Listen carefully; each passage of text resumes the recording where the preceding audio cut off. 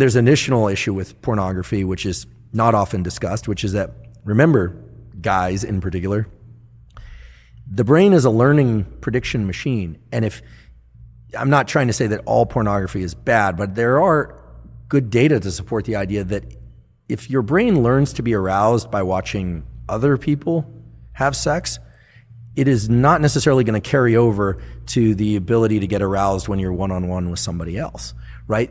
Especially young kids who are consuming a lot of pornography, the brain is learning sexual arousal to other people having sex. So you're going to program yourself into being a voyeur? Or just create challenges in sexual interactions with peers, with a real partner. Right? Mary Harrington has the 3 laws of pornodynamics, and the second law of pornodynamics is the law of FAP entropy, and it says that whatever you start out wanking to will get progressively more intense over time. And I think that this is sort of speaking to that ever sort of escalating amount of the wildness that you need to watch in order to get an ever decreasing stimulus that comes back. Yeah, and here I'm approaching this only through the lens of biology, right? I'm not a psychologist, and I'm certainly not political in any way. At least not. I have ideas about politics, but I just don't discuss them publicly. But the idea here is that I'm not saying pornography as a stimulus is bad or good. What I'm saying is it, in its availability and its extreme forms, it's a very potent stimulus, and very potent stimuli of any kind, extremely palatable food, extreme pornography, extreme experiences like bungee cord jumping, those set a threshold for dopamine release. And Anna will tell you that, and I'm sure she did, that the higher the dopamine peak, the bigger the drop afterwards. And it's not that you drop to baseline, you drop below baseline. So again, it's not, these things aren't good or bad, they just have to be controlled in a way, because when people are pursuing dopamine peaks over and over and over and they aren't getting them, typically it's because they've been pursuing that activity far too often.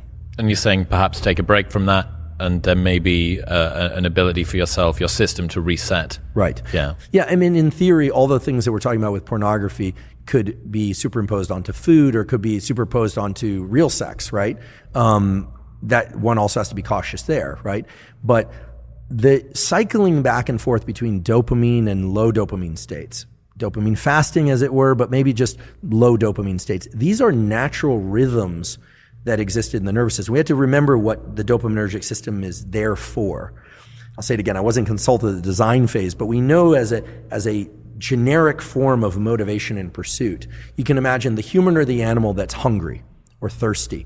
It needs energy to go pursue the thing. So the idea that you have to eat in order to get energy, that's true, but you need energy in order to get the thing to eat. So our nervous system has energy also, that's dopamine and epinephrine.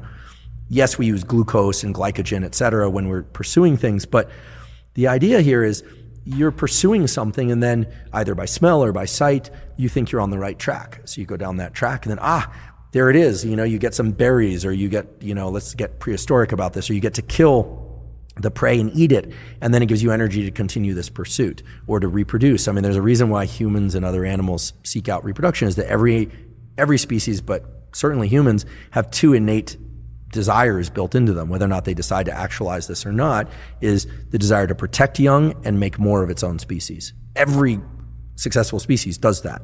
Even if people don't have children, in general, people care about children because of what they represent. Very few people dislike children. I mean, there are a few mutants out there that dislike children, but you always worry about those kinds of people.